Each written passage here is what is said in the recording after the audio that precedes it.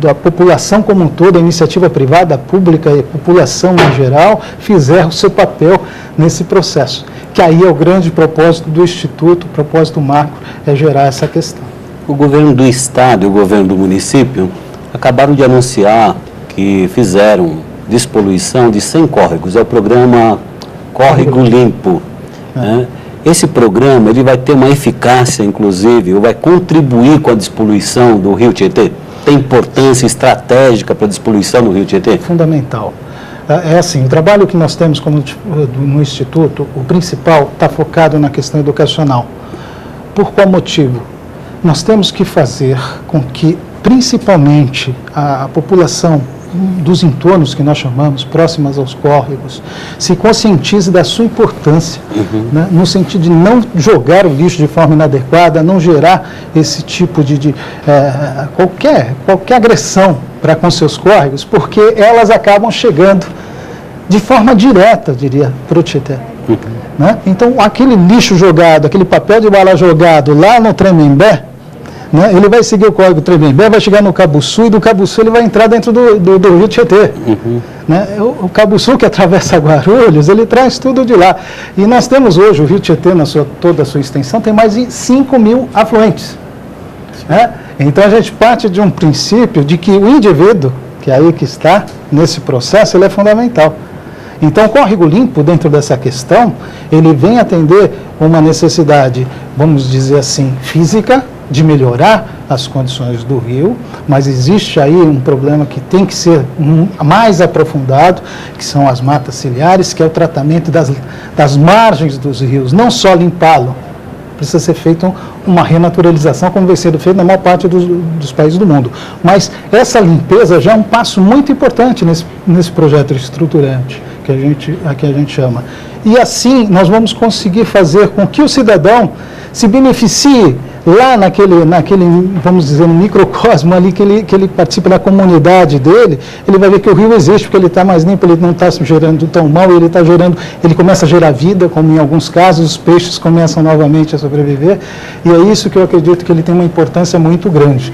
Agora, não podemos nos ater simplesmente ao retirar as sujeiras ou a fazer o que nós chamamos mais comumente de dragagem do rio. Né? É o trabalho, de fato, de revitalização desse córrego que é importante. E inseri-lo para aquela comunidade, como nós já havíamos comentado, fazer o pertencer, né? O rio pertencer à comunidade e ele passar a tratar dela, porque, caso contrário, junta-se tudo novamente e as coisas continuam de uma forma cíclica. É óbvio que o objetivo do Navega São Paulo é bastante contrastante com o que nós vimos na última campanha eleitoral. Né? Tinha propostas, inclusive, de colocar sobre o Rio Tietê novas pistas de deslocamento, a freeway. Né? Acho que vocês viram falar muito sobre isso. Me pareceu muito a intenção daquele que quer esconder o rio, ou seja, esconder as sujeiras, inclusive a dele. Então, poderia ser um tampão sobre o Rio Tietê, né, para a população não ver aquilo que produz como sujeira, como poluição, empobrecendo a cidade. Confesso para você, inclusive, quando eu fui eleito pela primeira vez, isso foi em 2000, e eu cheguei na Câmara Municipal muito motivado a encontrar parceiros para destruir o minhocão. Eu acho que é uma intervenção humana na cidade, uma intervenção urbana, que degradou muito a cidade, enfeiou a cidade. Né?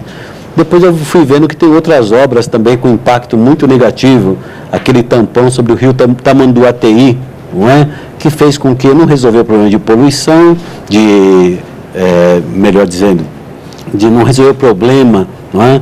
De tratar o esgoto, de enchente, não criou pistas de deslocamento rápido, como se pretendia à época, que era o fura-fila sobre ele, e degradou a cidade. Certamente, certamente, professor. Acredito que se essa obra tivesse prosperado, né, que é fazer o freeway sobre o Rio Tietê, nós teríamos mais uma degradação à cidade. Não seria exatamente isso, esconder o rio, esconder a cidade. Vai além de degradação. Eu tenho o professor Aristides Rocha, lá da USP, ele faz uma colocação muito interessante.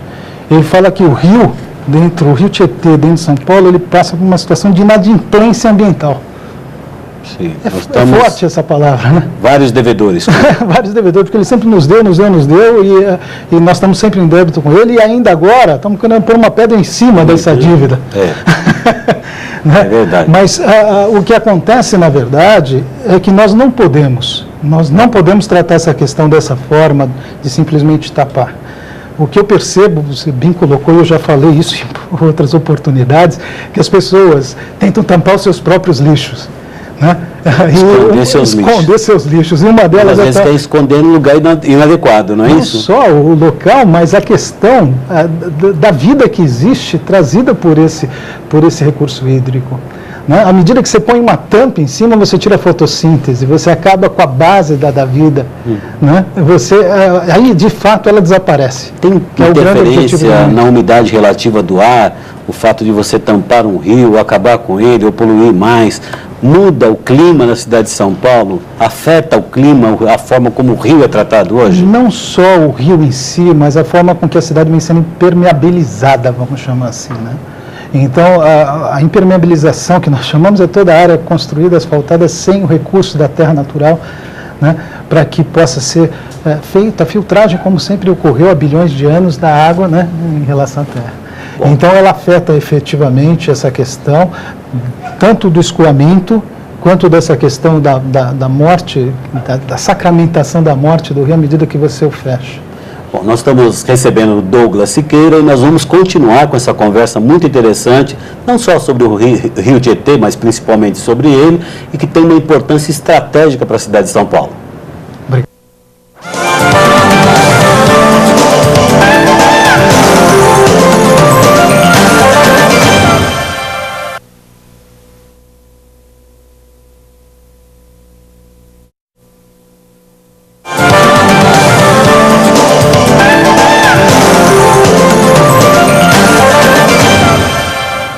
Estamos de volta com o programa Saúde e Visitas.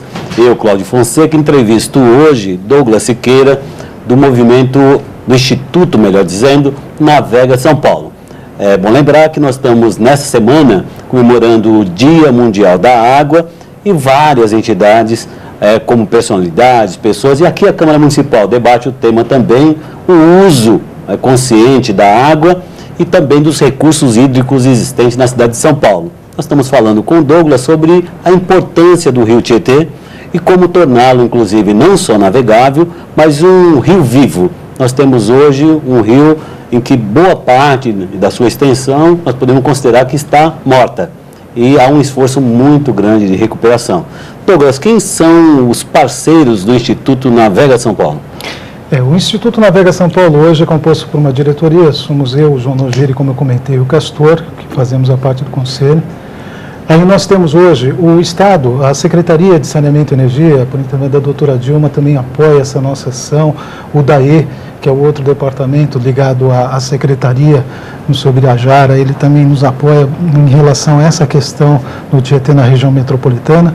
A Secretaria de Educação, dentro da Secretaria de Educação do Estado, existe o programa De Olho no Tietê, que foi criado em 2005 pelo Ivan aqui da diretoria aqui na região da diretoria Centro, e ele se estende até 2015. Um programa com a Secretaria Estadual de Educação. Esse programa ele está lá já desde 2005, ele existe. Dentro o IDEILSO da regional aqui, da regional Centro, ele criou o programa, ele está lá na Secretaria de Educação para trazer os alunos da rede pública de ensino, do ensino fundamental 2 e médio, para ter essa experiência com o rio. Né? E essa experiência se desenvolve de que maneira?